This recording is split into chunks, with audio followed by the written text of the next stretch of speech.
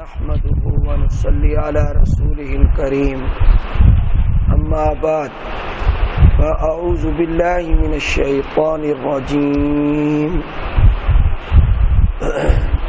بسم الله الرحمن الرحيم الحمد لله رب العالمين صدق الله العظيم۔ آج کے مختصر درس میں صرف اعوذ باللہ کے بارے میں ایک دو باتیں عرض کریں گے۔ اعوذ باللہ من الشیطان الرجیم، اس کا نام ہے تعوذ، جس طرح بسم اللہ کا نام ہے تسمیہ، تو اعوذ باللہ کا نام ہے تعوذ، اور اس کا ایک اور نام بھی ہے استعاذہ۔ دونوں کا معنی ہوتا ہے پناہ لینا، پناہ لینا، پناہ پکڑنا۔ تو یہ پناہ لینا، پناہ پکڑنا، یہ کیا ہوتا ہے؟ میں نے آپ کی پناہ لی، میں نے آپ کی پناہ پکڑی۔ اس کا مطلب یہ ہے کہ میں کسی کا مقابلہ نہیں کر سکتا، آپ طاقتور ہیں تو میں آپ کی حفاظت میں آتا ہوں۔ یہ معنی ہے پناہ پکڑنے کا۔ قرآن کریم کی ایک سورت ہے جس کا نام ہے سورۃ النحل۔ نحل کا معنی ہے شہد کی مکھی۔ تو اس میں اللہ تعالیٰ نے ایک آیت ذکر کی ہے، ارشاد فرماتے ہیں اللہ تعالیٰ وَإِذَا قَرَأْتَ الْقُرْآنَ فَاسْتَعِذْ بِاللَّهِ مِنَ الشَّيْطَانِ الرَّجِيمِ۔ جب آپ قرآن پڑھنے کا ارادہ کریں تو اللہ کی پناہ لے لیں شیطان مردود سے۔ جب آپ قرآن پڑھنے کا ارادہ کریں، آپ نے کوئی عبادت ایسی نہیں دیکھی، نہ آپ نے کوئی پڑھی ہوگی کتابوں میں۔ آپ حج کرنے کا ارادہ کریں تو اللہ کی پناہ لے لیں، یہ نہیں آیا۔ آپ عمرہ کرنے کا ارادہ کریں تو اللہ کی پناہ لے لیں، یہ بھی نہیں آیا۔ آپ زکوٰۃ ادا کرنے کا ارادہ کریں تو اس وقت اللہ کی پناہ لے لیں، یہ بھی نہیں آیا۔ نماز، زکوٰۃ، روزہ، آپ روزہ رکھنے کا ارادہ کریں تو اللہ کی پناہ لے لیں، یہ بھی نہیں آیا۔ یہ واحد عبادت ہے، قرآن کریم کی تلاوت، قرآن کریم کا پڑھنا، یہ واحد عبادت ہے کہ اس عبادت کو شروع کرنے سے پہلے اللہ حکم فرما رہے ہیں کہ جب آپ قرآن پڑھنے کا ارادہ کریں تو اللہ کی پناہ لیں، اللہ کی حفاظت میں آ جائیں۔ کس سے؟ شیطان مردود سے۔ اس کی وجہ یہ ہے کہ قرآن کریم کی تلاوت سریع الاثر عبادت ہے، اس کا اثر بہت تیز ہوتا ہے۔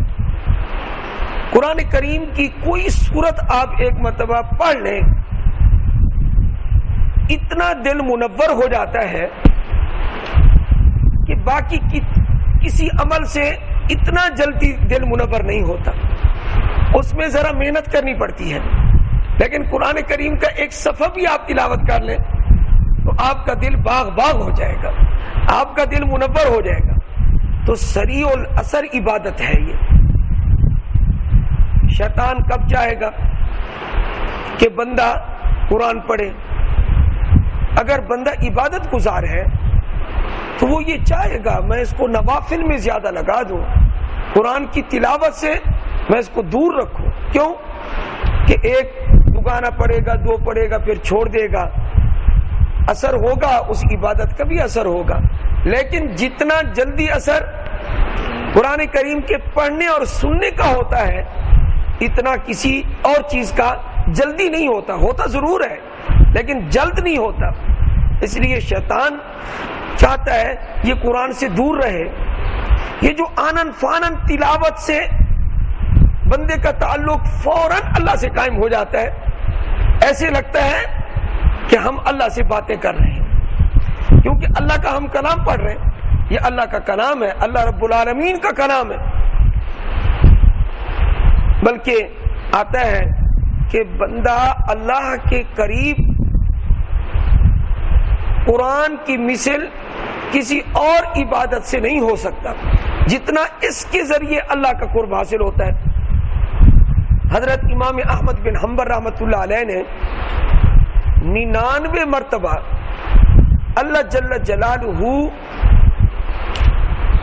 یہ حدیث کتابوں میں تو یوں لکھا ہے، بہت ساری کتابوں میں، کہ اللہ کا دیدار کیا منام میں، خواب میں، لیکن اس کی تعبیر یہ ہے کہ اللہ خود نور ہے تو نور کی تجلی دیکھی تو ایسے لگا کہ میں اللہ سے بول رہا ہوں، اللہ سے ہم کلام ہوں۔ تو وہ جو ایک تجلی آپ نے خواب میں دیکھی 99 مرتبہ دیکھی، دل میں آیا کہ اگر یہ 100 مرتبہ پورا ہو جاتا ہے نا، 100 کا عدد، ایک مرتبہ اور مجھے وہ تجلی نظر آ جائے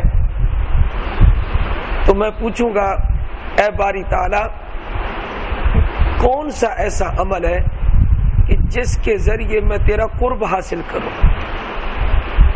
چنانچہ 100 کا عدد پورا ہوا، وہی تجلی دیکھی، پوچھا تو جواب میں کیا آیا؟ جواب میں ان کو یہ بتایا گیا بے قرآن، بے تلاوت القرآن، قرآن کی تلاوت کے ساتھ میرا قرب حاصل کرو۔ آگے بھی امام تھا، امام احمد بن حنبل رحمت اللہ علیہ، تو عرض کرنے لگے بے فہمن او بغیر فہمن، سمجھ کر یا بغیر سمجھ کے؟ جواب آیا بے فہمن او بغیر فہمن، جو سمجھ کے پڑھے اس کو بھی میرا قرب حاصل ہوگا، جو بغیر سمجھے الفاظ ہی پڑھ لے تو اس کو بھی میرا قرب حاصل ہو جائے۔ قرآن کریم تو ایسی عبادت ہے، ایک صفحہ آپ پڑھ لیں، ایک رکوع پڑھ لیں، سورہ کوثر کی تلاوت کر لیں، آپ کا دل باغ باغ ہو جائے گا۔ سورۃ اخلاص آپ تلاوت کر لیں، آپ دیکھیں کہ کیسے نور پیدا ہوتا ہے۔ تو سریع الاثر عبادت ہے۔ شیطان کب چاہے گا کہ بندے کا کنیکشن اللہ سے جڑ جائے؟ آپ نماز کو دیکھتے ہیں کہ نماز میں قرآن کا حکم ہے کہ قرآن پڑھیں، سورہ فاتحہ پڑھیں اور سورت ملائیں، تو یہ قرآن پڑھنے کا حکم ہے نا، یا قرآن پڑھا جا رہا ہے یا قرآن سنا جا رہا ہے۔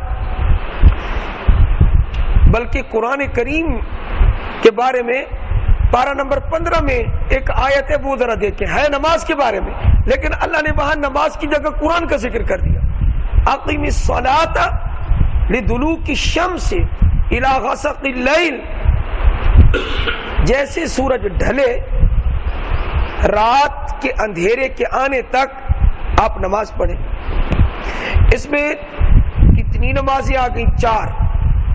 غور کر لیں آپ اس جملے میں، اقیم الصلاۃ، آپ نماز قائم کریں، لدلوک الشمس، سورج جب ڈھلے اس وقت سے آپ نماز قائم کریں۔ تو سورج ڈھلتے ہی کون سی نماز ہے؟ یہ جی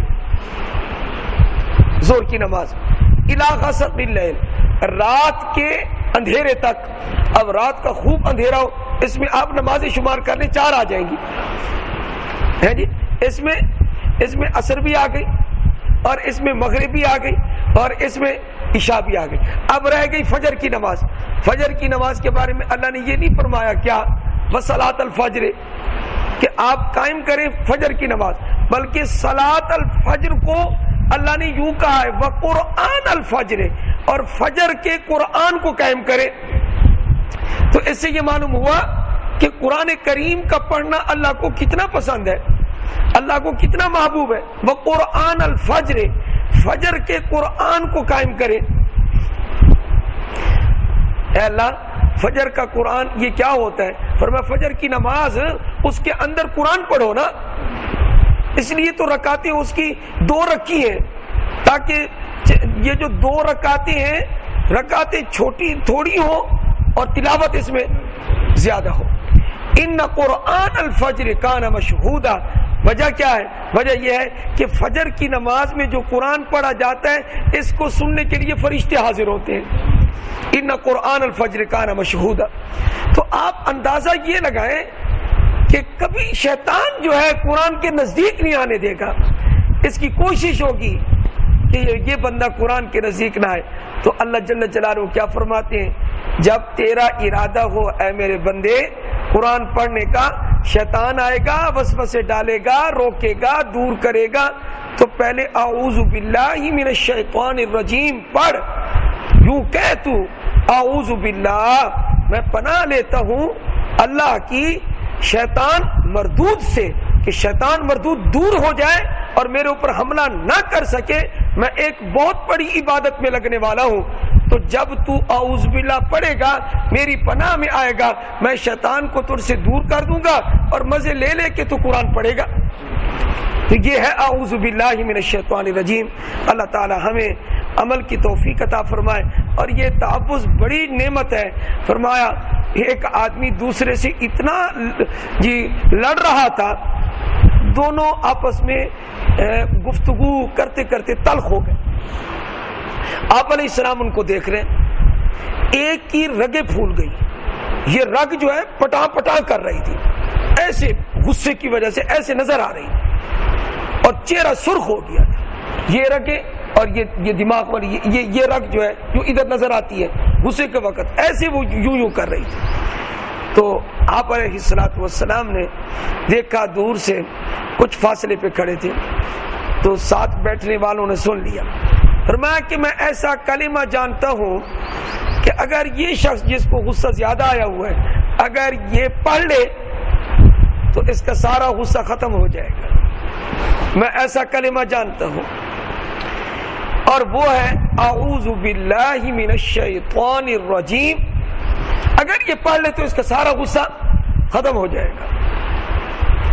آپ علیہ السلام کا ایک صحابی وہیں سے اٹھا، اس نے جا کر اس کو کہا جس کو غصہ آیا ہوا تھا کہ تمہیں بہت زیادہ غصہ آیا ہوا، یہ کلمہ پڑھ لو، اعوذ باللہ من الشیطان الرجیم۔ جب یہ کہا، اس کو پتہ نہیں تھا کہ یہ آپ صلی اللہ علیہ وسلم کا بھیجا ہوا ہے، یہ کلمہ ابھی پڑھا نہیں، یہ کلمہ سنتے ہی فوراً کہنے لگا، اچھا اس کا یہ مطلب ہے کہ میں مجنون ہوں، میں دیوانہ ہوں؟ نہیں، میں ٹھیک ہوں۔ یہ کلمہ سنتے ہی اس کی طبیعت بحال ہو گئی، ابھی اس نے کلمہ پڑھا ہی نہیں ہے، یہ اعوذ باللہ من الشیطان الرجیم۔ تو آپ صلی اللہ علیہ وسلم کا فرمان بالکل برحق ہے، جو بھی اس کلمے کو پڑھے گا اس کا غصہ ختم ہو جائے گا۔ علماء لکھتے ہیں آج کل جو بلڈ پریشر کی تکلیف ہے یہ، اور وہ انسان کو بھون چال میں ڈال دیتی ہے، فرمایا ایسے آدمی کو یہ کلمہ پڑھنا چاہیے، اعوذ باللہ من الشیطان الرجیم۔ اٹھتے بیٹھتے بعض خواتین وہ معمر عمر رسیدہ پوچھتی ہیں، بڑے وسوسے آتے ہیں، یہ وہم کی بیماری ہو گئی ہے، آج کل تو مردوں میں بھی پیدا ہو رہی ہے، تو اس کا علاج بھی اسی میں ہے کہ آدمی کیا پڑھ لے، اعوذ باللہ من الشیطان الرجیم۔ جب بندہ اللہ کی پناہ میں آئے گا تو شیطان ہمارا کیا کر سکے گا؟ شیطان ہمارا کچھ نہیں بگاڑ سکتا۔ یہ کچھ باتیں میں نے اعوذ باللہ کے بارے میں کہہ دی ہیں، انشاءاللہ دوسرا درس ہمارا بسم اللہ کے بارے میں ہوگا۔ اللہ ہم سب کو عمل کی توفیق عطا فرمائے۔